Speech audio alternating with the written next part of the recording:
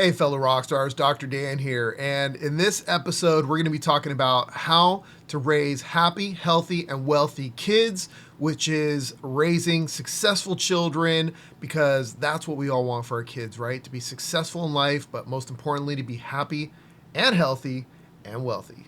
All right, before we get rocking, let's roll that intro. Welcome to the RockStar in Life podcast, where you learn the secrets to unleashing your inner rock star, so you can make the world your stage. All right, welcome back. Tony, are you there? Tony, are you sleeping? All right, sorry, I totally forgot.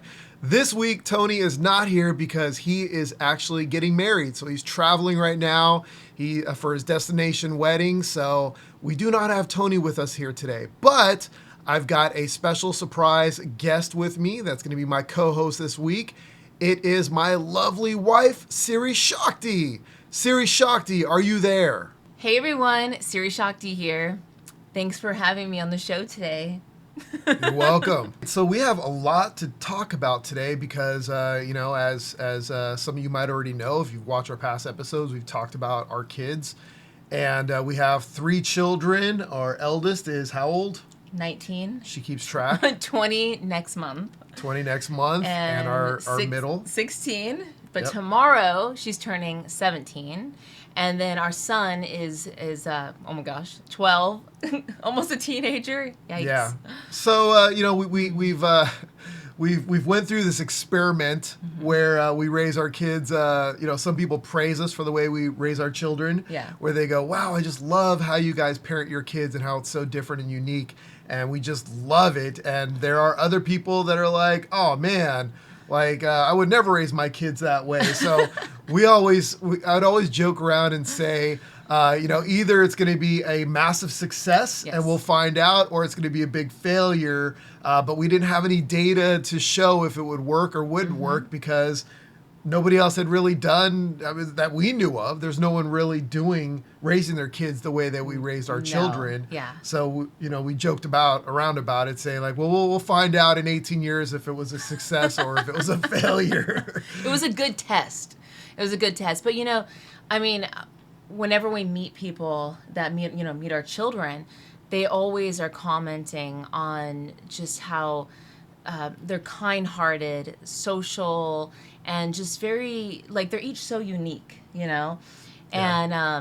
And so obviously, I really feel, like we were talking about it recently, that the great test of parenting and this new way of going about parenting has definitely paid off. And it's just amazing to see the people that they're becoming. So obviously we're going to be going over a lot of the tools and strategies and the concepts and what we pretty much did with our kids, how we raised, we like to say our conscious children, but people always ask, what does that mean, raising conscious children? So they're awake, not asleep?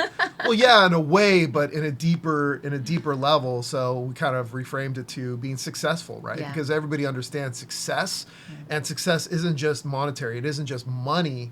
It's also about how well they are developed, how well they socialize with other kids, how they're happy, and being able to have empathy and love for others. And we're going to go through all that and more. Yeah.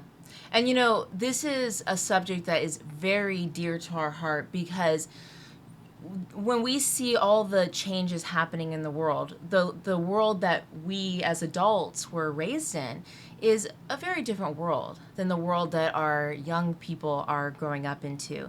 And so whenever the world goes through changes, well, we have to move along with it. We have to adjust. And the same thing goes with parenting. We need to make those needed adjustments to raise children to be prepared for the world that they're going to be encountering when they become adults. Exactly. Yeah. And I'll start off with one of the quotes, and I don't know where I first heard this, but I've heard it over the years, and it's always kind of stuck in my head, but I always forget how it goes. So fortunately, we went through it, and I wrote it down ahead of time. But responsible parents don't raise kids; kids raise responsible parents. Yes. And I think that's really powerful because, I joke around when people say, like, how'd you become successful? And I always say, like, well, I had kids, and I joke around and say I think actually in one of these episodes we talked about success. Mm-hmm. And one of the little bites in the clips that we took out of it was have more children. And, I mentioned in there that because it forced me to like get into this like motivation of like, oh man, an inspiration of I got to get out there and provide for them. So I need to make more money. But it also forced me to grow as a human being, as an adult, because it had me looking into other things, not only for myself, but my children and my wife and our entire, like us. Yep. Like, because we become one, right? We're one unit, right? We become one entity together. Mm-hmm. Obviously, we're our own separate, beings and people, but together we also make our family. Yes. Right? Yes. It really does. Like, I know I was, well, we were both very young, but I was even younger than you when we had our first. And it really lights a fire under your butt to grow and to really better yourself. I mean, that's at least what it's supposed to. Yeah. And unfortunately, not everyone has that little fire that lights under their butt, but I think most people do. And when you figure out you're going to be having a child, you start to look at your life in a different way. And so definitely, I mean, I completely agree with you. With each of our children, we became better. And so we would always say, like, our kids raised us in a way. Yeah, absolutely. I completely agree with you on that. Yeah, and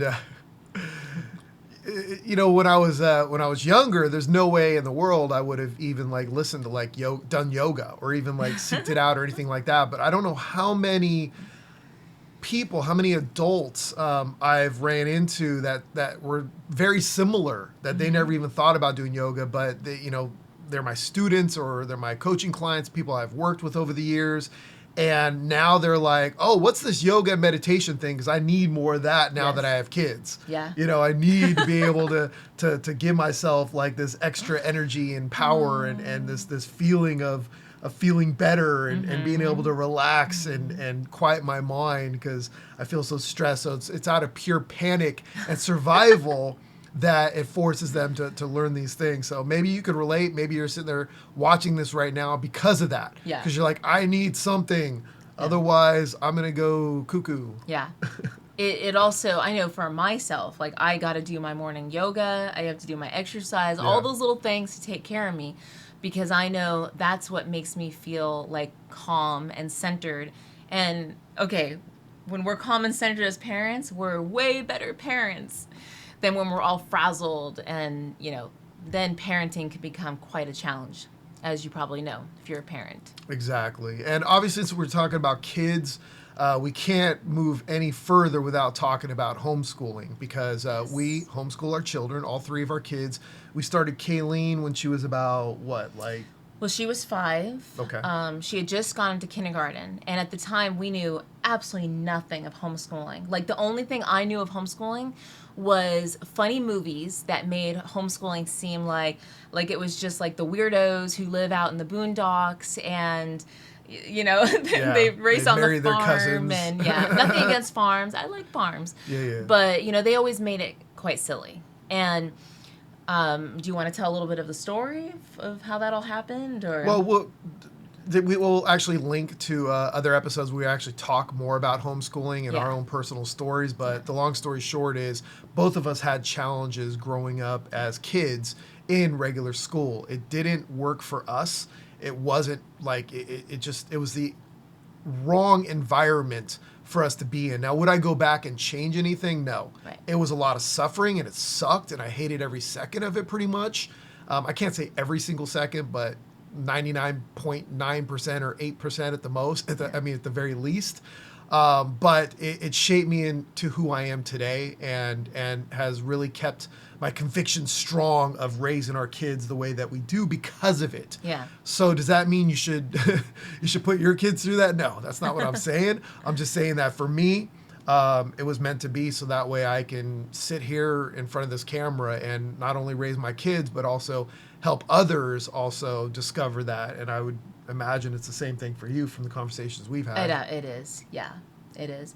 And I had never even thought that homeschool was an option for us. I also didn't know how many people do it. And nowadays, even more people, especially with like COVID, a lot of kids were forced to homeschool, and I know many parents chose to continue that.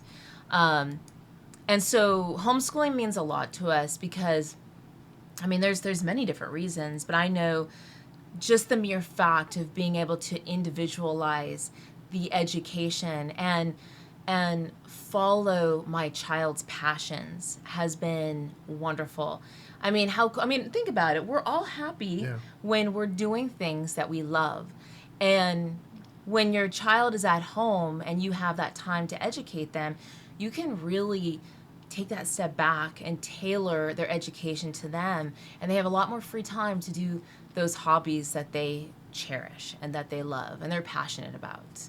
Yeah, it's funny because like everybody that meets our children, they don't even assume or think that they're homeschooled. Right. Once they find out, they're like, "What? You seem normal. Like you're actually really cool." Like I wouldn't imagine you're homeschooled, because they imagine to be very shy and weird. Yeah. And like I don't know what else, but yeah. Yeah. So Someone said that to our 16-year-old like 2 weeks ago. They're like, when I met you, I didn't even think that you were homeschooled. You seem so normal. And I was like, it almost made me laugh. Like, first of all, what's normal to begin with? But I thought it was pretty cool, Yeah. It made her happy too.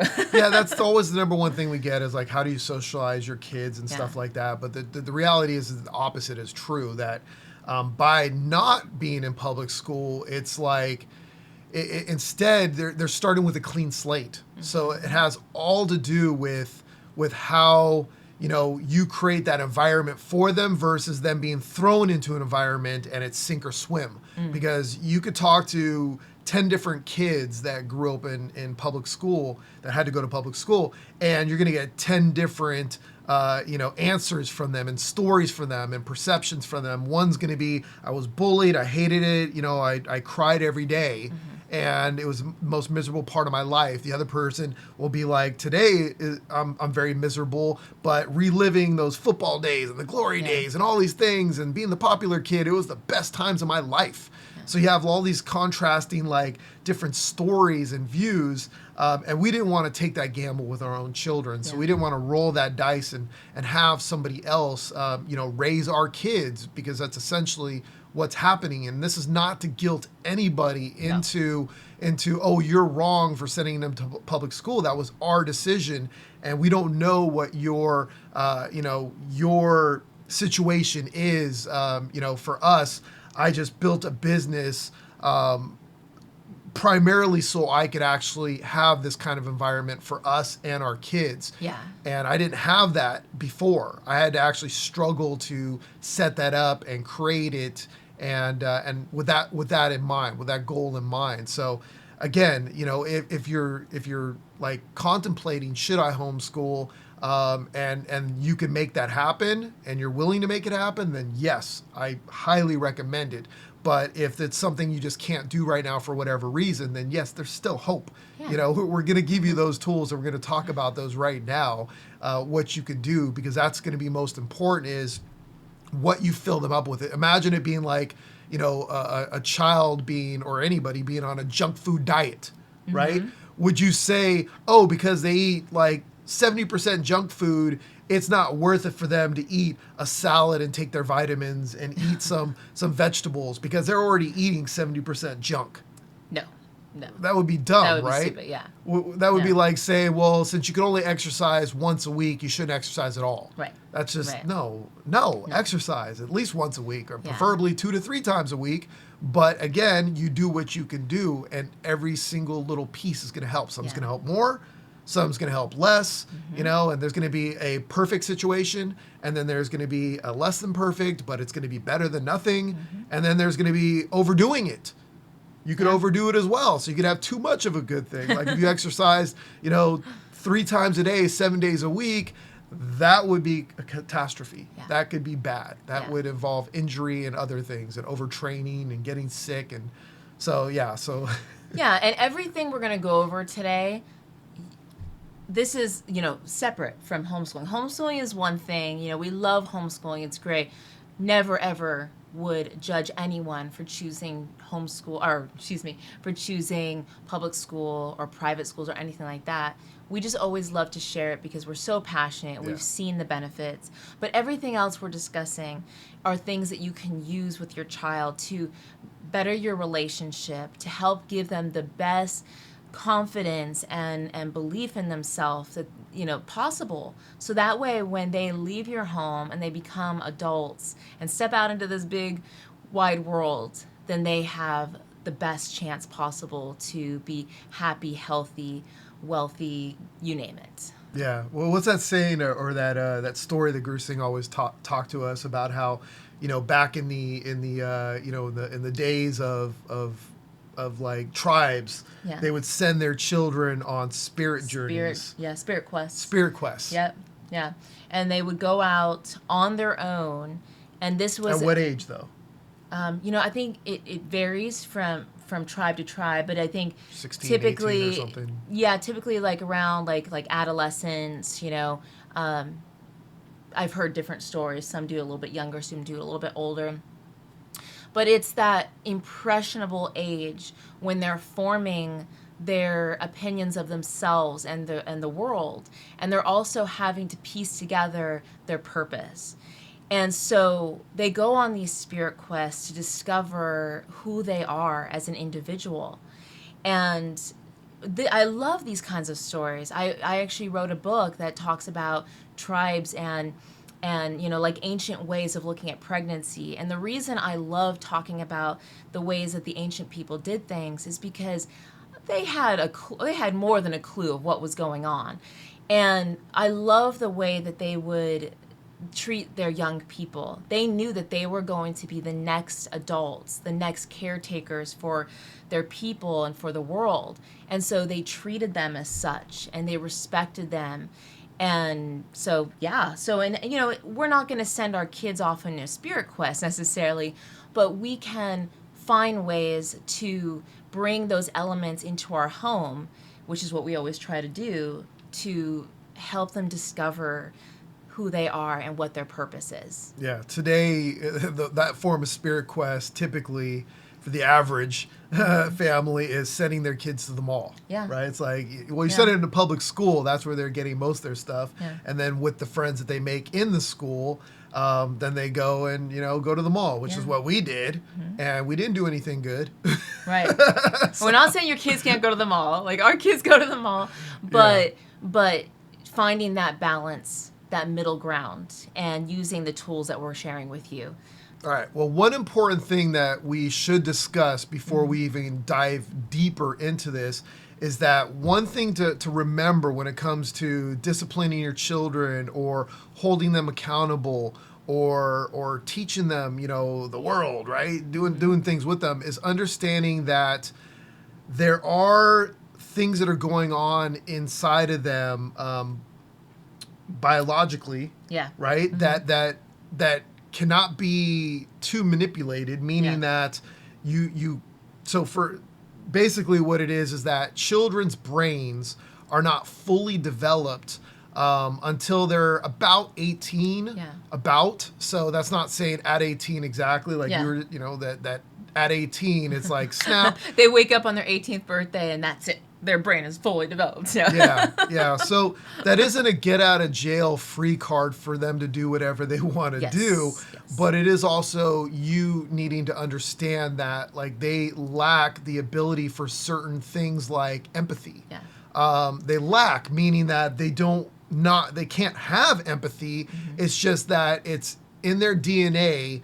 That biologically it's in their DNA that for survival, to protect them so they could survive, that they won't have the same empathy as, let's say, an adult. So you might be thinking like, how dare they do this, or why'd they say this, or why'd they do that? Well, it's because they lack the full empathy ability to where they might not be thinking like that. Because again, in growing up in the wild, out in tribes and stuff, it was a protection mechanism where if they were out and about and there was another, child or something like that, and there was like a tiger or a lion or some other kind of predator out there, or a cougar or something, or a bear, and they're just naming things now, or a shark on land, a walking shark tornado, sharknado.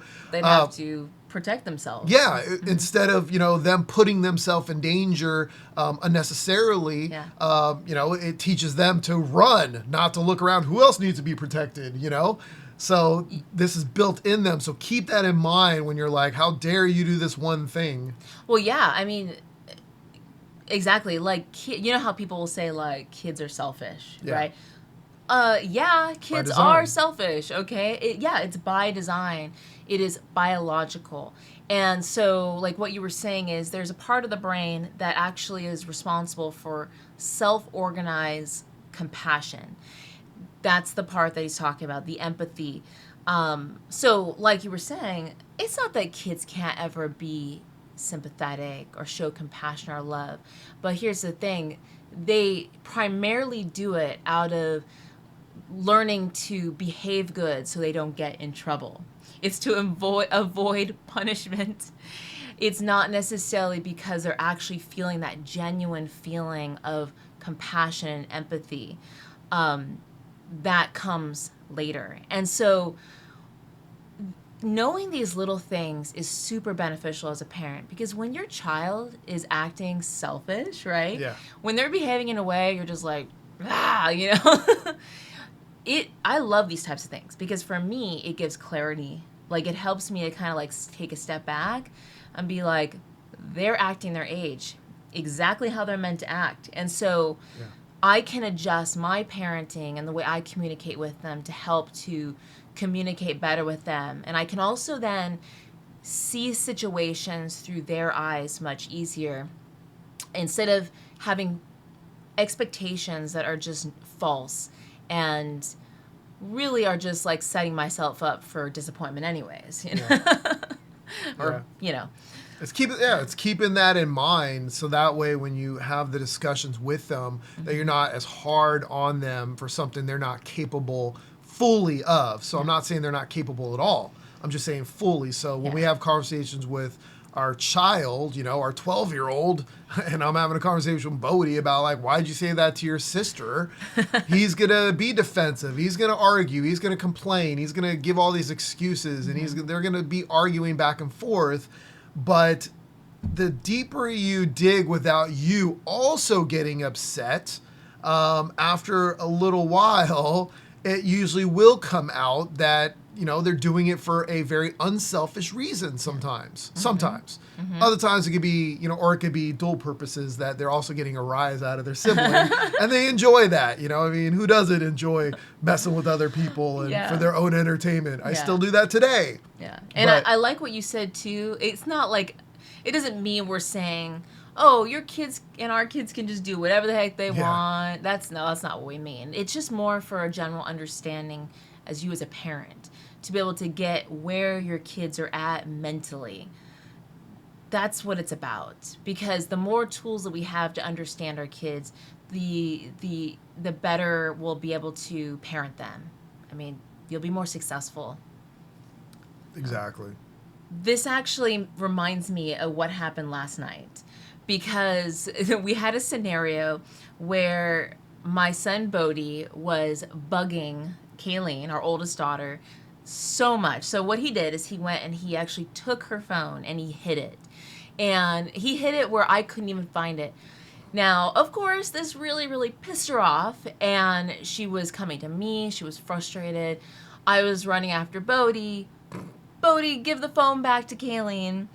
And we had this whole scenario going on, and this happened for like 15 minutes. And I finally had it up to here.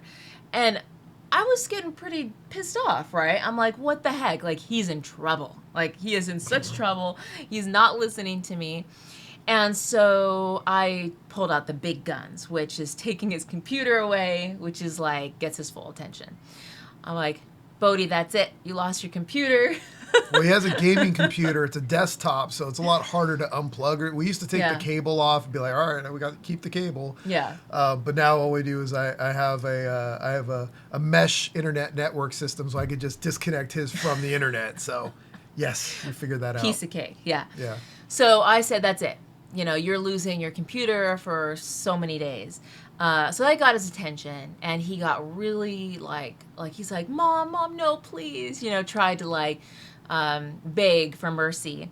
And at that point, I was already so upset. I was like not listening to him.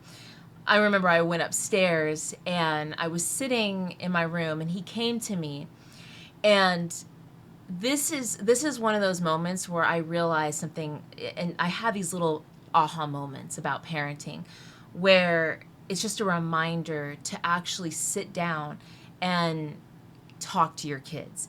Because on the surface, it seemed as though he was just misbehaving, right? He was just wanting to be a butthead to his sister and everything. But there was actually a deeper thing going on. He came to me and he opened up, and I could really sense like his heart.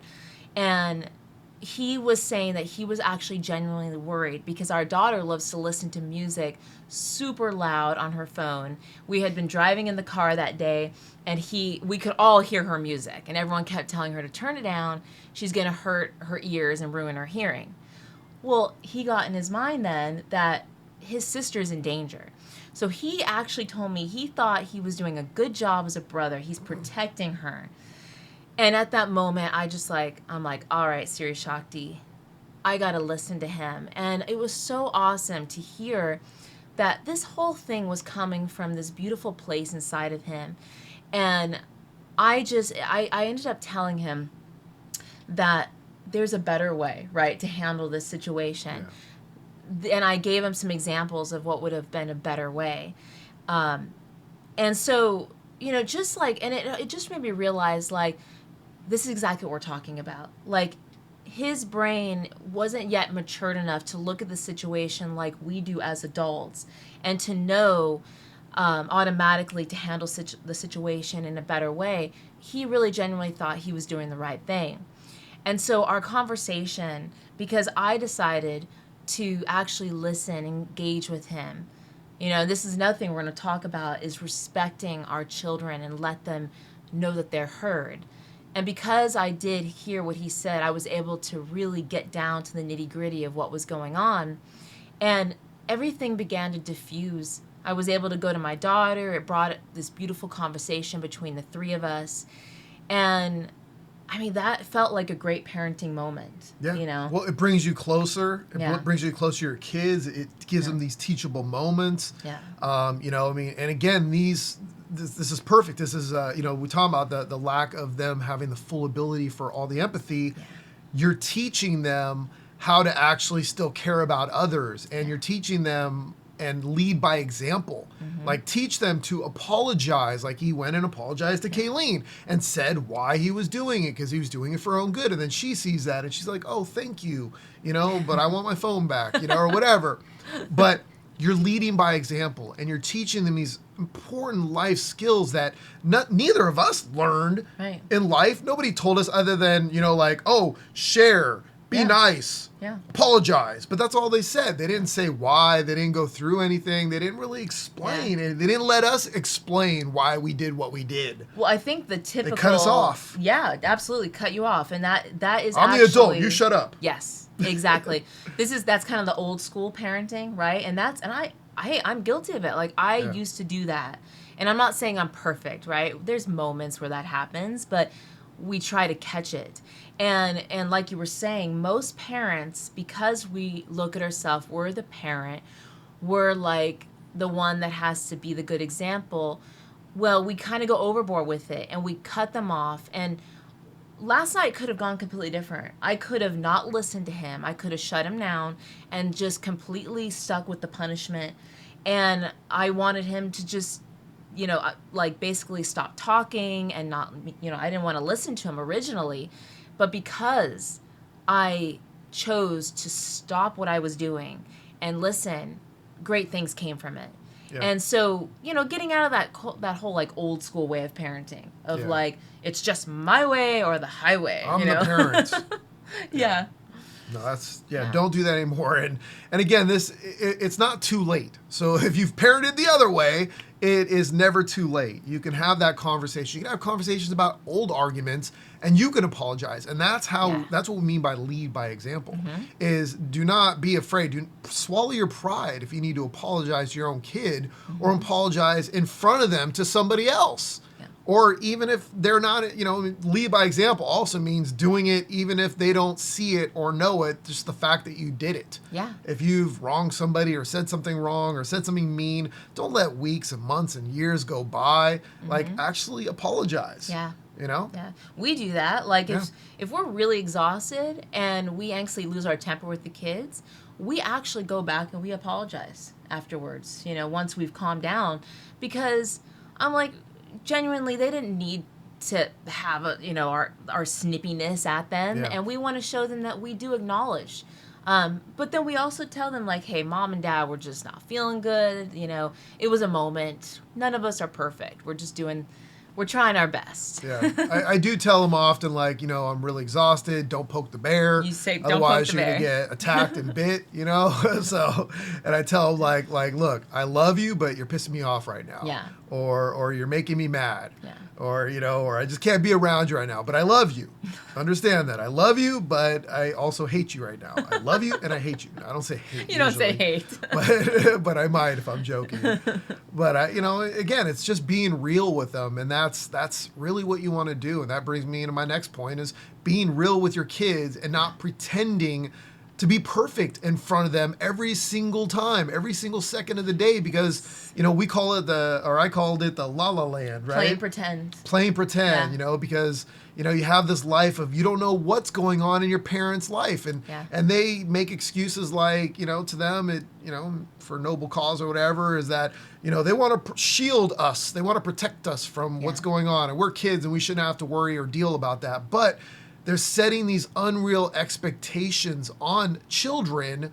For us, I'm talking about, or, for your kids, if you're not being real with them and you're not letting them see a glimpse of what's going on in your life, or what's stressing you out, or mistakes that you've made that you've had to correct, then you're setting up this unrealistic life and world that they're going to have to go stumbling through in their own lives. Yeah. They're going to make mistakes and feel like failures, whereas they didn't realize you also made those mistakes and you felt like a failure at one point and you overcame it. Yeah. So it's very valuable for you to teach them through your own mistakes and not trying to be this perfect person and that you never make mistakes and they're a screw up. Yeah. Yeah. And I have to give you a compliment here because you have been a huge inspiration to me when it comes to this subject, because I, and my mom will be the first one to acknowledge this, we've talked about it, is her and my dad would not be open about the things they were going through. Even before they went through a divorce, I had no idea anything was wrong because they would fight completely out of the way. So, door closed. Not saying you have to have blow up fights in front of your kids. That's not my point. But see this, son? I'm yelling at your mom because she made me mad. Yeah. No, but I had no idea that there was anything going on, and I think that most parents come from the point of view, like you said, you so much want to create this great life for your kids, and you want to protect your kids, that you hide and you tuck away things that are either going on now in the present moment that you're struggling with, or things that you've gone through in the past. But what you got to realize is that just as much as you've gone through, you're going through this challenge, you have this great ability to be so authentic and show your child, okay, this is what I'm going through, or this is what I've been through, and this is how mom and dad are solving it. So you are showing them, okay, yeah, this might have been the challenge, but this is how I'm going to solve it. And that is the greatest example that you can give your kids, because ultimately, this is life on planet Earth, okay? There's challenges. Yeah. There's no escaping that. And so your kids are going to face their own challenges in life. How cool is it to give them the example of, once they're adults, they're like, oh my gosh, my mom and dad, like, they went through so much and they were able to come out of it, so I can solve this. There is a solution. And we always tell the kids that, right? Yeah. Like, because this is one of the laws of the universe. For every challenge, there is an equal and opposite solution. They have to go hand in hand. So sharing with your kids, even though sometimes it might feel unnatural and strange at first, especially if it hasn't come natural to you in the past. For us, I know for myself, because it did feel unnatural, when I started to open up to the kids, I was pleasantly surprised of how, like, they were very reciprocal. It opened up beautiful conversations between us. And now they know, like, you know, what mom's dealing with, and they're actually seeing the hard work that I put in every single day to take care of myself, to better myself, and to get through those challenges. Yeah, and so we're not saying like when your kid's like 3 years old that you should talk about like your drug addictions or your wild parties or raves or whatever else you did. So we're not saying, or you got arrested for, I don't know, for something. But there is a time. I'm not saying you have to wait till they're 18 or 20 or whatever, because a lot of people, their parents don't open up to them until they are adults already, and it's like, oh, I wish you would have told me that, because I felt like a screw up my whole life.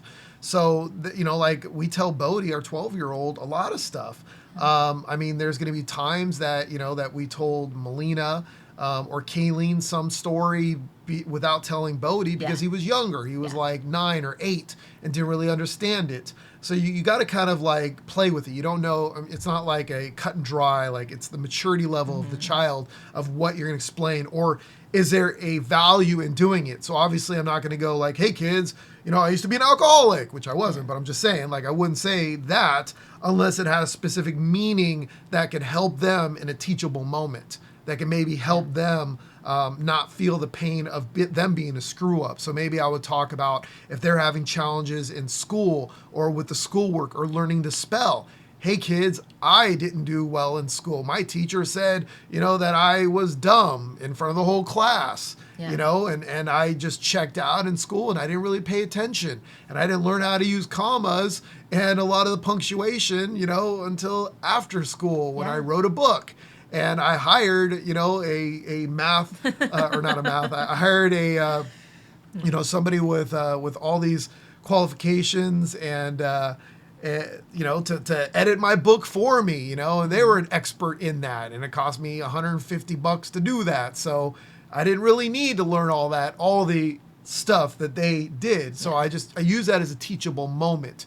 And again, you know, you just kind of you got to feel out for when it's the right time and the right age to explain these certain things, but do not wait until they're 20, and do not let them feel like they are losers and dum-dums because they make mistakes when you've made very similar mistakes that they can relate to and feel better about themselves as well.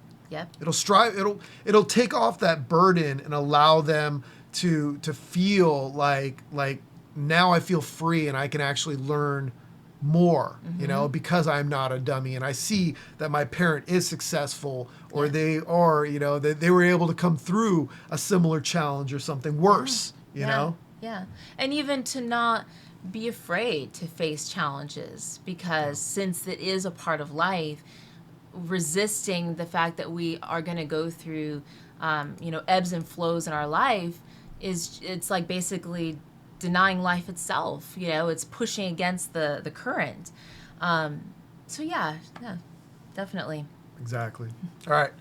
So also being a parent and a friend to them. I know, I mean, I've seen it in movies plenty of times. I don't know how many parents actually say this, but they're like, I'm not your friend, I'm your parent, I'm the adult, you know, so you listen to me or whatever. But I think it's important to be both. Be the parent when you need to be the parent. Be the friend when you need to be the friend. And obviously you're still being their parent, but again, it goes to this whole, you know, like this whole like nurturing part of it, to where you're being friendly, you're being a friend, more of a friend to them than the stern parent. Whatever, however you want to relate it, whatever you want to call it, it doesn't really matter. It's just you having the empathy for them and you helping them, guide them as a parent, a friend, or whatever you want to call it. Yeah. Yeah. or teacher. Yeah, exactly. Yeah, I mean, we definitely do that. We were always trying to be very conscious of what persona is needed at that time, whether it's being more like parent mode or going into being more like playful with them and joking around, Yeah. and I guess that would be considered being more like a friend at the time then. Yeah. Yeah.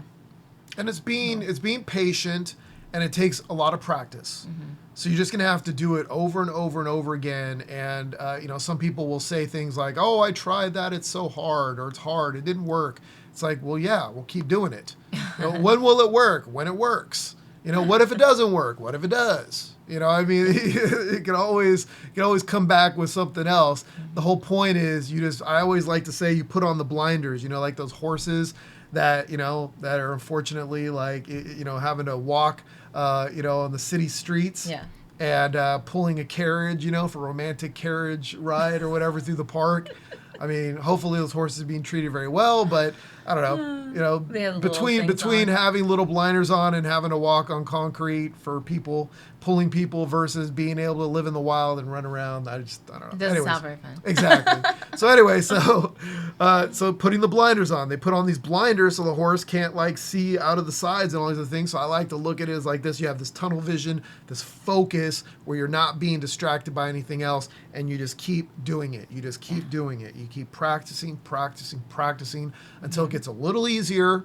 And then you keep doing it some more, and it gets a little easier than that. You keep doing it more, it becomes even more easier, and then it just becomes part of your DNA. It becomes part of something that you do, just like brushing your teeth. Yeah. You don't sit there going, oh, I'm going to skip like a few years of brushing my teeth completely just because it feels like a hassle. No, it becomes part of you. I think it's so cool that you said that, because most people wouldn't think of practice being something they associate with parenting. But we use practice for every other thing in our life that you want to better. Well, parenting is also a skill. So, being a good, wise, awesome, badass parent, it is something that does take practice. And so I'm glad that you brought that up. Yeah. Awesome. Another one would be really important is, how is their social diet? I mean, we've talked about that on more than one episode. We talked about how's your social diet of the friends and the people that you are surrounding yourself around. Are they like-minded? Do they have, a successful mindset as well, where they want to do things and want to better their life as well, versus people that just want to sit around and do drugs and talk about how the world sucks? It's going to be a whole different reality for those two different groups. Yeah. So obviously for your children, if they go to public school, it makes it a little bit more difficult. And obviously you can't dictate who they completely hang around, because then that just makes them want to hang around those other people more. But, again, it's being a friend and a parent to them, and nurturing and being real with them, and, and just kind of help guide them. So try and guide them through to other like-minded kids and families that hold the same values as you, that raise their children the same. That's what we do, is even though we homeschool, we hang out, like I think pretty much all the families we hang out with, that none of them homeschool. One of them did for a little while. One of them just started homeschooling. Oh, okay. So that's cool.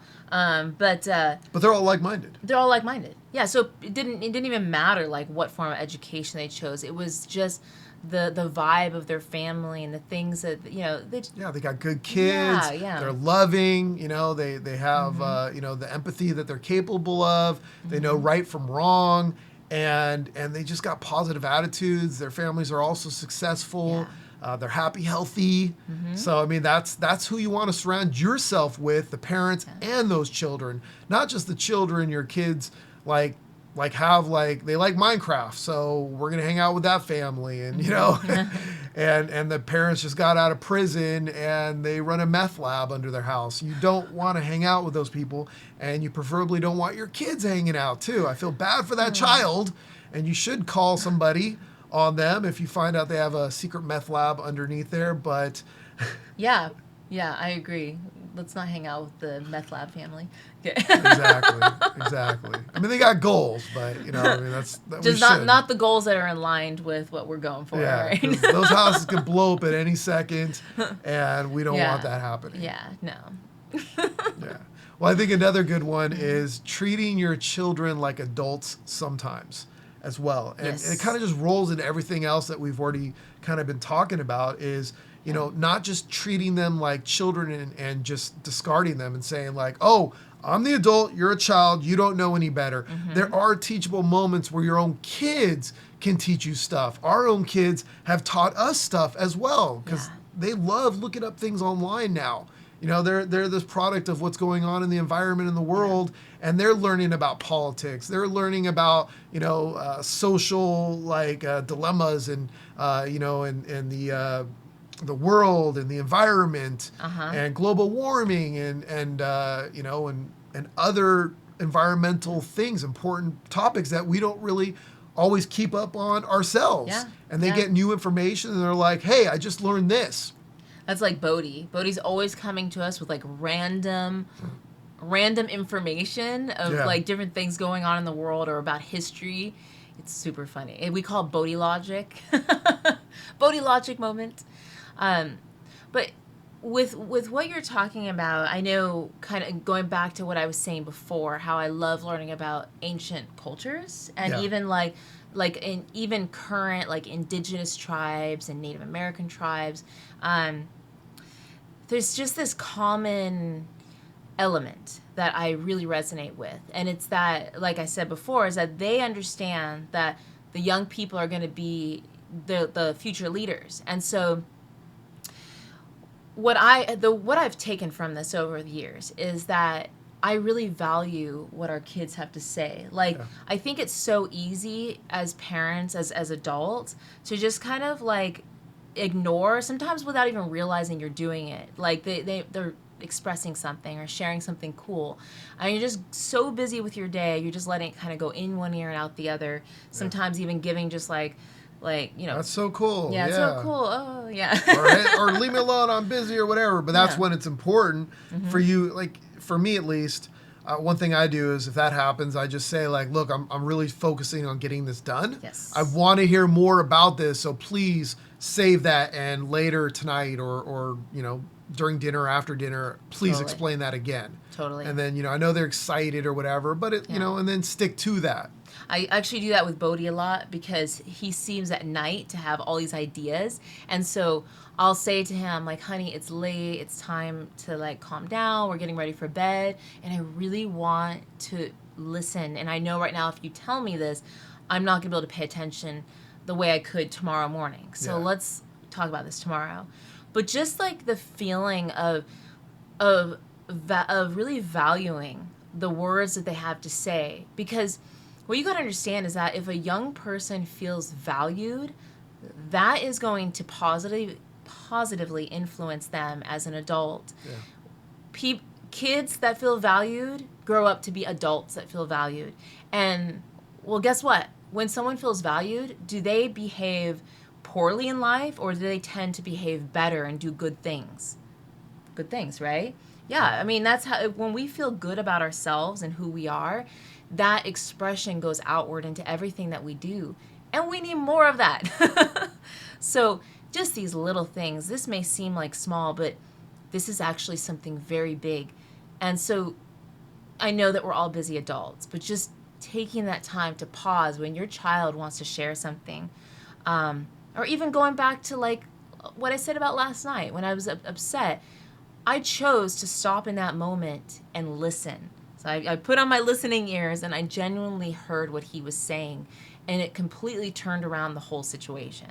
So cannot say enough about this. So wait, just to be clear, you have two set of ears? You have listening ears and not listening ears? Yeah, my listening. These are my listen. When I go like this is my listening ears. So that's when you're talking to them, you actually go like this, and you go, okay, now we're ready. Well, actually, let me talk. be clear, because you can be hearing someone but not really listening to what they're saying. Oh, okay. That's what I mean. Okay. I don't really understand you because I wasn't listening, but okay. I didn't. I took my listening ears down, so now I get it right. All right. Anyways, you're gonna pay for that one later. Okay. Yeah. No. Sure, I will.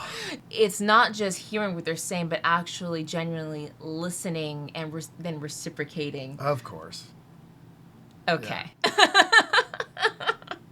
Love it. Just teasing you. I know. All right. And then another one I would say is nurturing your kids, which is exactly what you were just talking about. Nurturing their gifts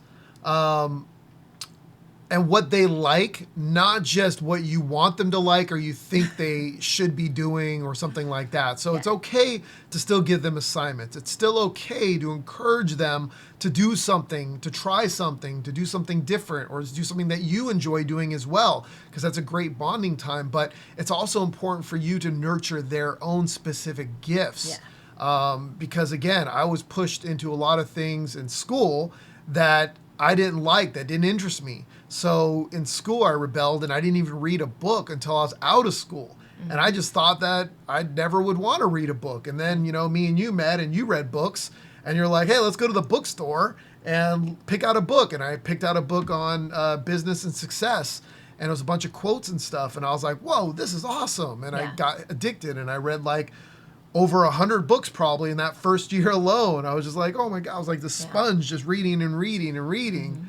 So that's definitely important, is to find what interests them and help nurture that. Help, plant those seeds and water it and not forcing them into things that, if and this includes even sports, if they hate basketball and you're trying to force them into basketball, don't.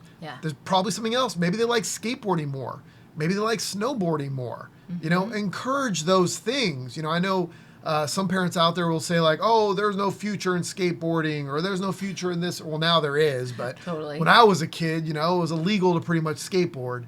Like they didn't have all the skate, parks that they have today. And we would have to skateboard and on the sidewalks, you were like, I remember I got pulled over and a cop took my skateboard and threatened to put me in jail if I didn't give him my middle name, which I don't have a middle name. I have 2 last names.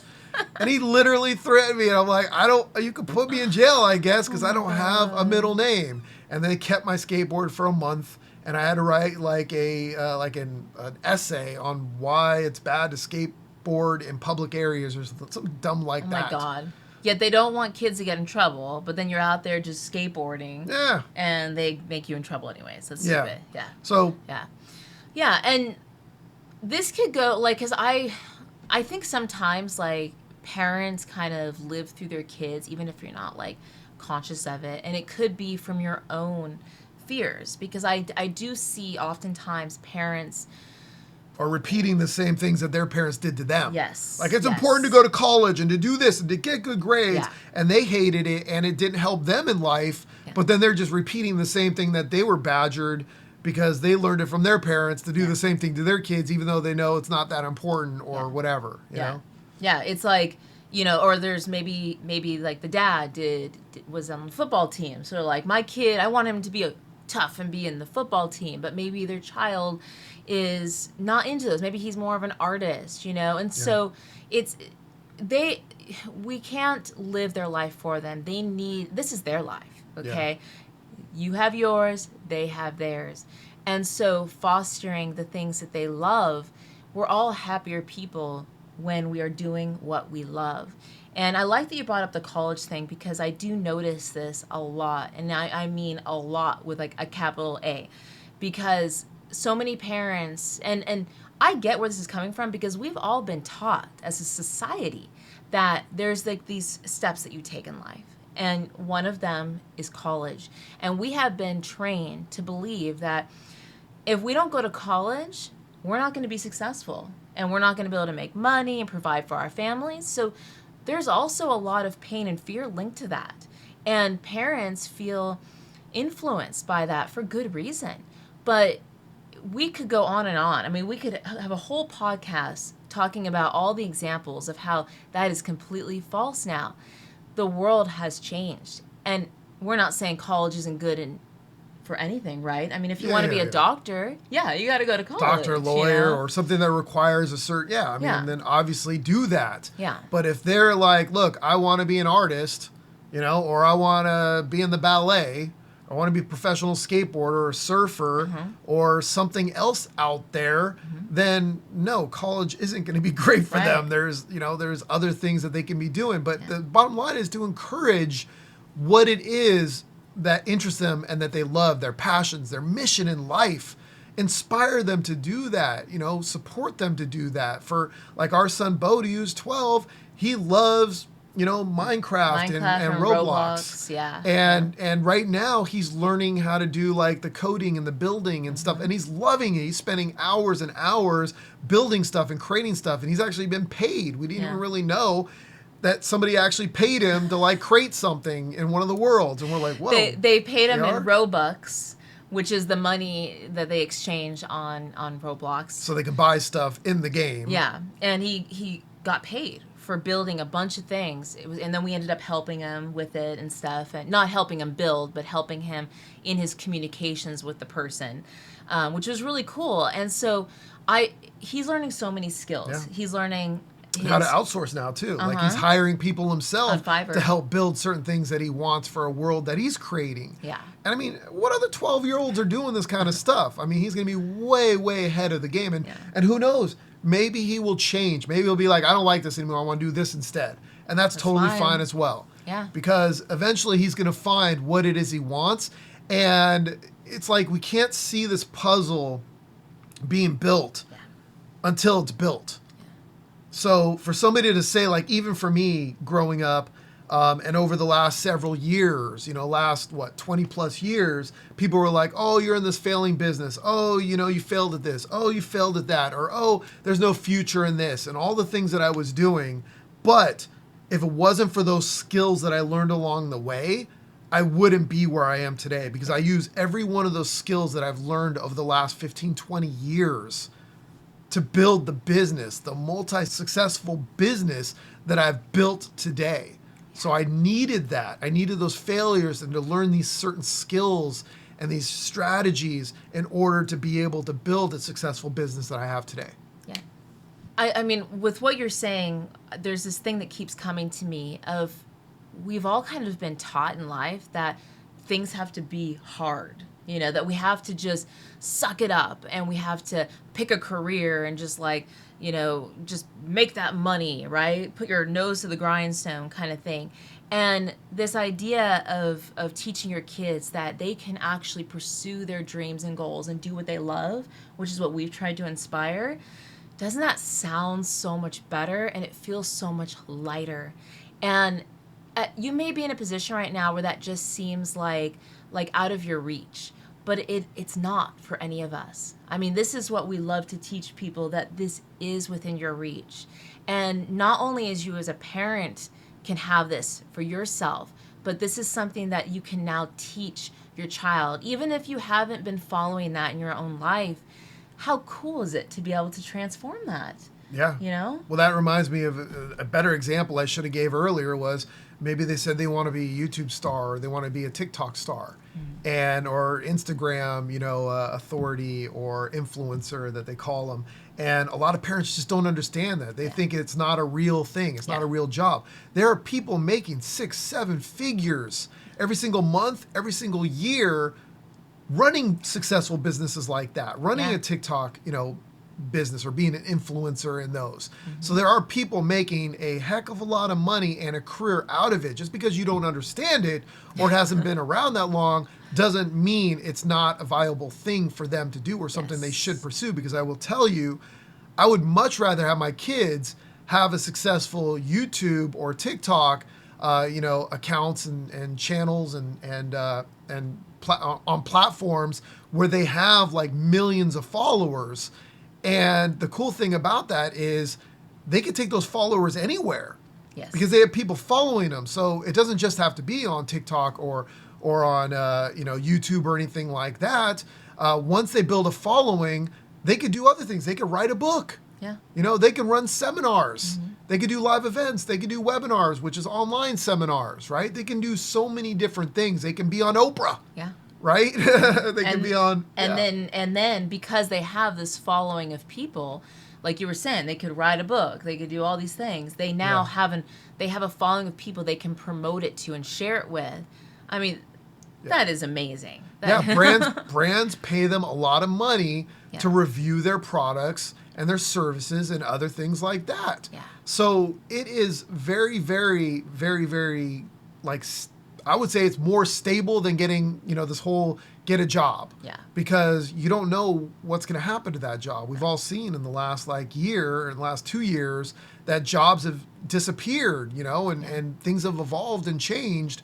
And we don't really know where things are going to go. Yeah. And how many companies have been forced to go online and have an online presence where they weren't before. So things are becoming more digital. And speaking of digital, this is actually perfect timing because Tony from his wedding location, where are they right now? Do you remember?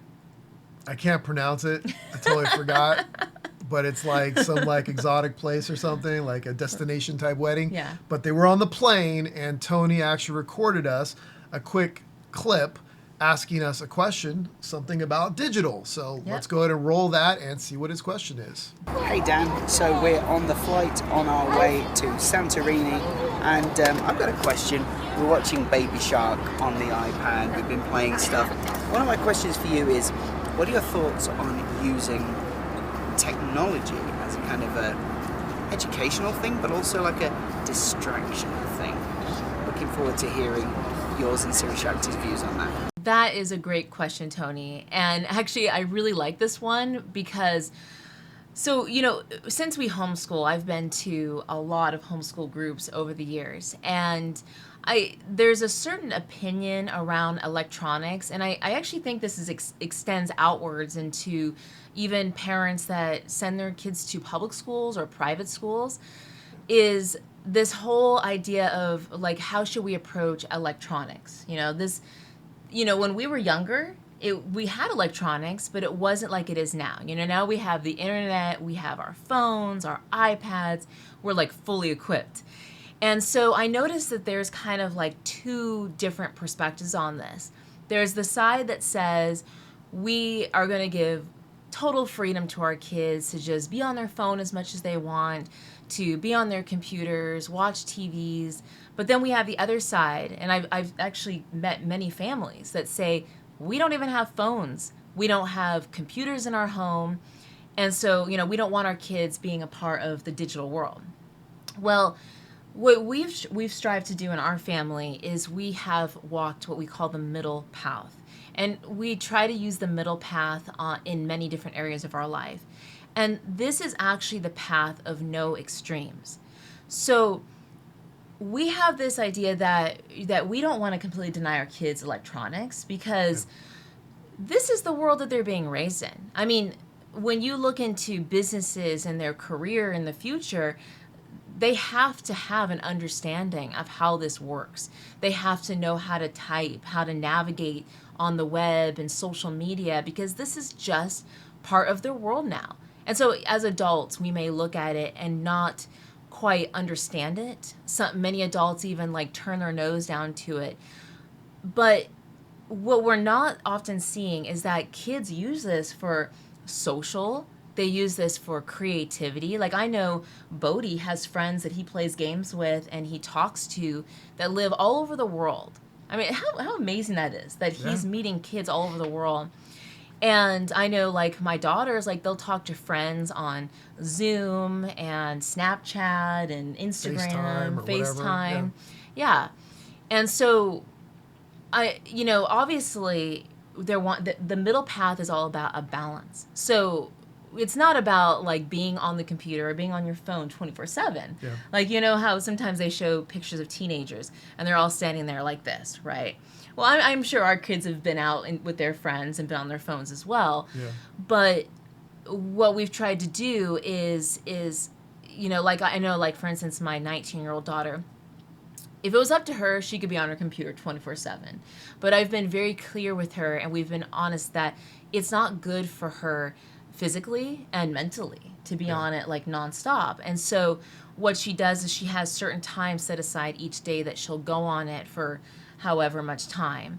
And what's your perspective on this? And I know for our daughter, Kayleen, who always wants to be on electronics, she always talks about how she wants to write and she wants to color or wants to draw, and she's very artistic, and but she always is stuck. I don't know what to draw. But when she's able to disconnect from using her phone and her computer for even a day or two, all of a sudden all these ideas come to her. So it's good for us to, again, lead by example. So she gets to see herself firsthand by just taking that break from the electronics to being able to see how her ideas can flow easier. So then it's more of a balance. So you're not always arguing with that.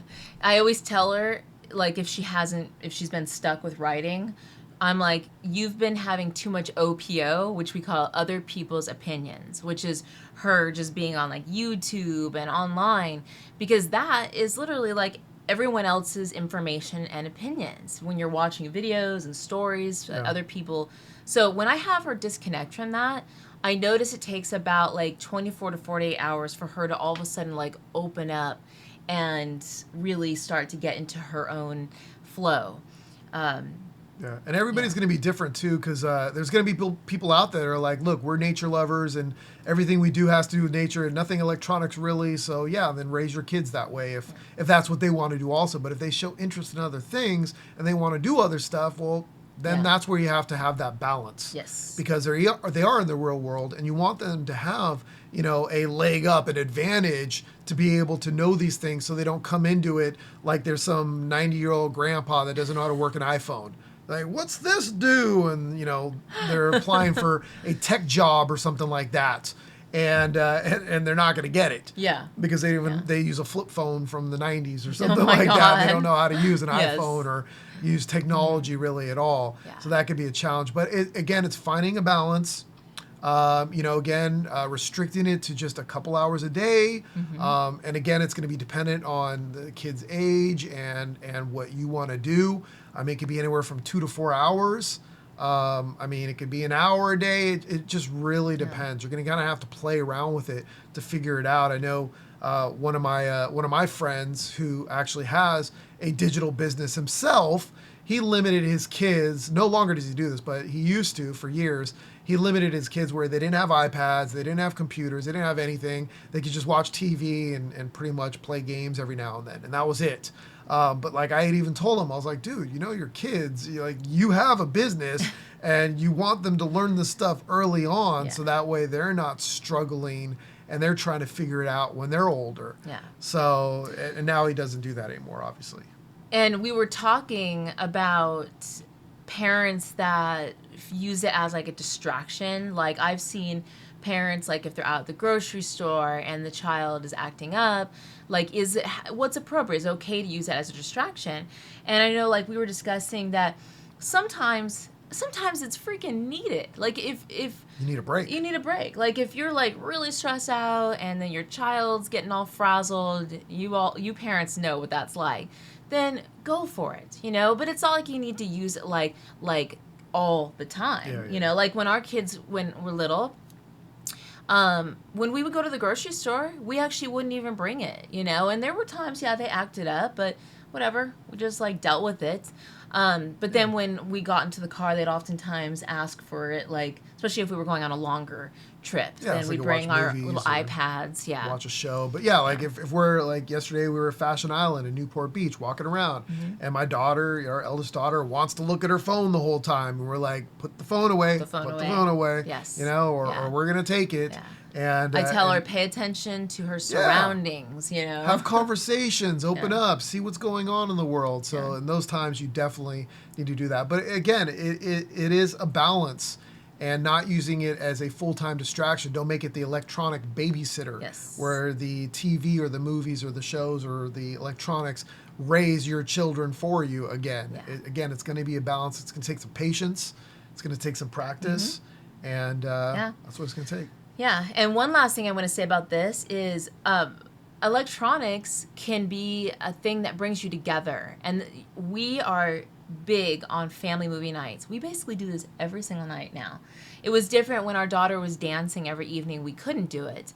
But she actually took a break from that for a while. So we do movie nights. And we also play video games together. Yeah. And like there was, we played Sackboy, and we went through the whole game from beginning to end, all 5 of us, and it was so much fun. So in that case, like the technology actually was a bonding Yeah, thing. it brings us together. Yeah. Yeah, we have movie nights every night. Like some nights we'll watch like just a show or two Yeah. together that we all enjoy when it comes out. But yeah, every night we have a movie We do night. something, yeah. The only Yeah. times we don't is if she has like a friend sleep over or she's sleeping over her friend, and you know maybe we'll watch a movie without her, but it's not one that that it's one that we've already seen because we're getting to reintroduce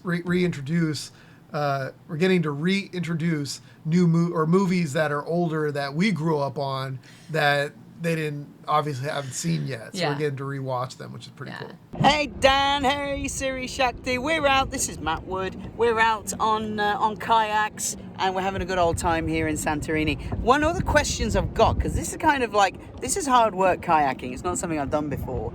And it made me think of exercise and the example you set to your children when it comes to exercise, keeping fit and stuff. I know you like to keep fit, Dan. So what's your kind of strategy for encouraging healthy attitudes towards exercise and healthy eating without dictating to them? Really interested in hearing your views on this. So, Tony, I would say that the number one thing is to lead by example, right? Yeah. If you're not getting out there and exercising or eating well, how can you tell your kids to do it? Right? I mean, that goes with anything, really. Yeah, your baby, your child should be on your lap right now. Well, Where is she? I don't think the baby needs to be out in the open I would. ocean. Yeah. I would. No.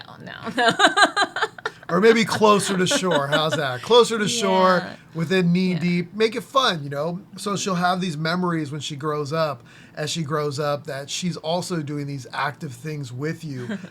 Go on hikes, do things together. But yeah, people need to get off their butts as parents and actually get exercise themselves too. So whether it's playing basketball with your kids, playing football with your kids, playing catch, going on hikes or daily walks, Yep. which we do with our Yeah. son all the time. Yeah. And then we do hikes with the entire family. We also built an amazing gym in our home as well that pretty much all of our kids work out with Yeah. as well. Bodhi was the last one to kind of like not work out, but he's starting to now because he's at that age now. Yeah. But when he was really young, it was a lot harder to train him. So we kind of gave up. and actually, this goes back to following what your kids love. So we actually had put our son Bodhi into many different sports, and he did not like any of them. And he gave him a little bit of time. I think the only one that he actually stuck with the whole time was the summer swim team. That actually went really well. But other than that, but the next summer he didn't want to do it. And I could have had the mindset of like, I'm just going to force him to do it. Yeah. And really I thought about it, but it was like pulling teeth with him. And so instead what we did is we found ways at home to exercise. Yeah. Like we go on our daily walks. He does the treadmill now, and now starting to do like little workouts with him. But we also bought like a tank as well. It's called the Torque Tank, which you can push outside. So it's a sled on wheels, like those weighted sleds, but instead of dragging it across the concrete, making a lot of noise so your neighbors hate you, it actually has wheels and magnetic resistance, so it doesn't make any noise when you push it. So we'll get out there and have fun with that and exercise with it. So it's just about making it fun. Yeah. And doing something and doing it in front of them. That's the most important thing. Exercising in front of them, because when I'm working out 5 to 6 days a week in the gym downstairs, Bodhi will walk by, he'll be like, "Go, Dad, you got this. Hercules, Hercules, Hercules." He'll be like clapping. Or I'm like, "Mom, I'm going on a run." And actually, I even tell them, like, if I'm having a tough day, I'll be like, "Oh, I'm just feeling stressed out right now. I need to go for a run." So not only am I showing them that Mom exercises, but I'm showing them how I dealt with it in a healthy way. Because I'd come back and like 99% of the time, I'm like, feeling better, Yeah. So, lead by example. Yeah. Super important. So obviously this is going to take time. It's going to take patience and practice like we discussed. This isn't going to be an overnight thing. I mean, hopefully it is for you. Hopefully it's like a snap of a fingers and it all works out perfect. But there's a good chance that it is going to be some struggle. It is going to be some stumbling and trying to figure it out as you go. And that's fine, because it's the most important thing is you just keep pushing forward. You keep doing it. You put those blinders on. You don't let anything distract your focus from continuing to do it. It's like what Dory always says. What does she always say? Just keep swimming, just keep swimming. Ha, ha, ha, ha, ha, ha. Exactly. So just keep swimming, which is just keep moving forward, keep pushing forward, keep doing it until it becomes part of you. Yes. Right? It becomes part of your DNA, it becomes part, just like brushing your teeth, that it becomes effortless. It just becomes part of your daily life and habits, that it feels weird to not do it. Yes. It would feel like walking around naked every day. Like you just feel exposed and like, oh, I got to do this because otherwise I feel naked. And also be patient and be kind to yourself, okay? Yep. Like I said, we're not perfect. We talk about all these wonderful things, and for the most part, we really do stick with these. But we're human beings. We have moments where we slip, and, that's just how it is in life. And But so this is about being patient with yourself as you're navigating this new way of parenting, and it's so worth it. Yep. Got this. All right. So I would say it is time for today's RockStar mission.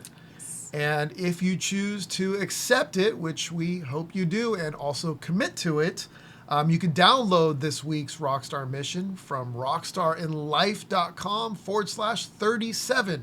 That is rockstarinlife.com/37.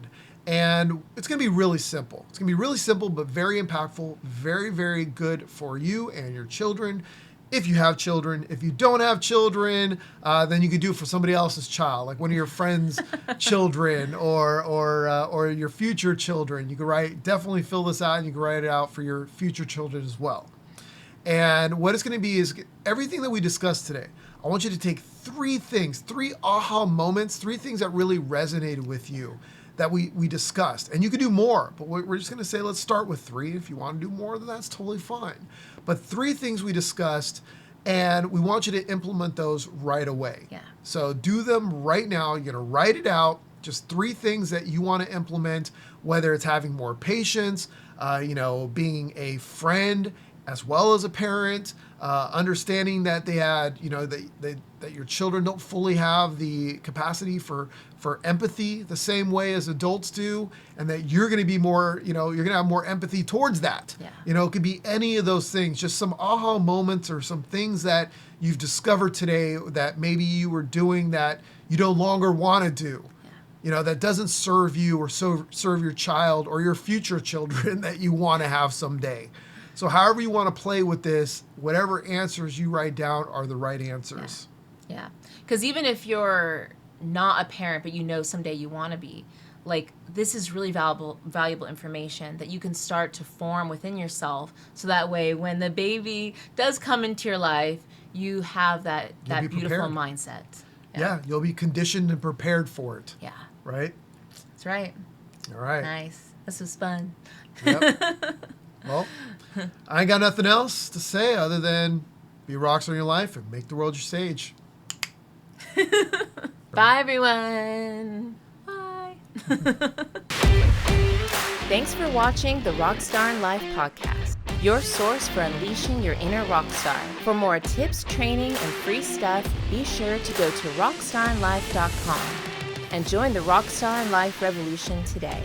Thanks again, and don't forget to be a rock star in your life and make the world your stage.